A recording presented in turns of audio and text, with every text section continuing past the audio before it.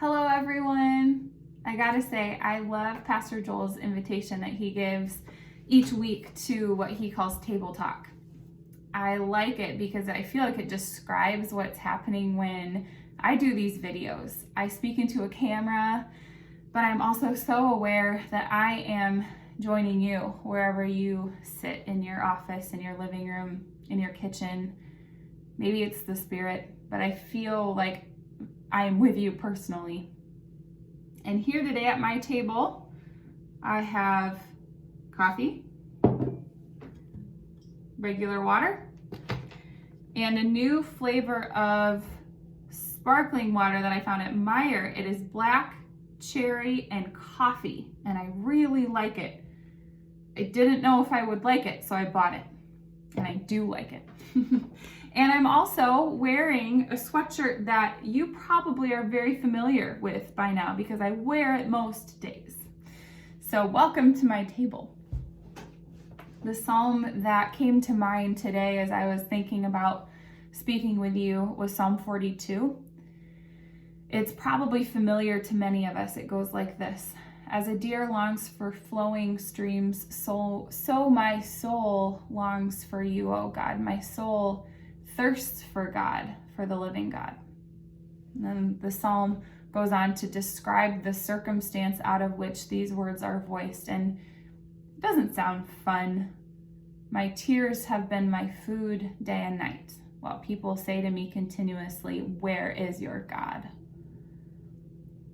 Pastor John shared recently that it had been the 1-year anniversary of our dear brother Steve Dykstra's death. He was a beloved staff member of Pillar who died of ALS.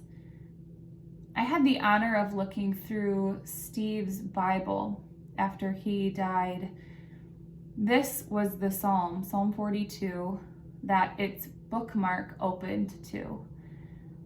I remember thinking how profound that was. Steve, who was on a feeding tube, whose body's disease caused him to cry a lot, who couldn't sleep well at night. Steve resonated with a psalm that says, "Tears have been my food day and night," and a psalm that also cried out, "My soul thirsts for God." It's possible that you've experienced some kind of desperation in these past few months of quarantine.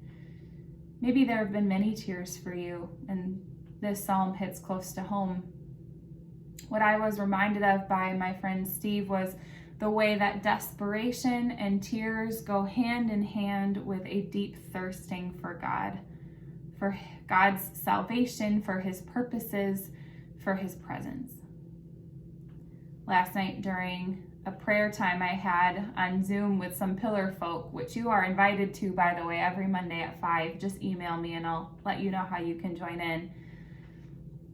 Something that was named out loud by one of the prayers was God's promise that he will draw near to us when we draw near to him. This psalm is a prayer of drawing near to God. Even as my tears have been my food, my soul thirsts for God. But wait, does my soul thirst for God? Or is it security I chase? Is it safety I'm after? Convenience that I cling to? Wherever you find yourself today, and there are many places you might find yourself today, and it's probably different than the place you'll find yourself tomorrow. If you're anything like me, when your heart is full or when tears are your food, I urge you to consider what it would mean for your soul to thirst for God.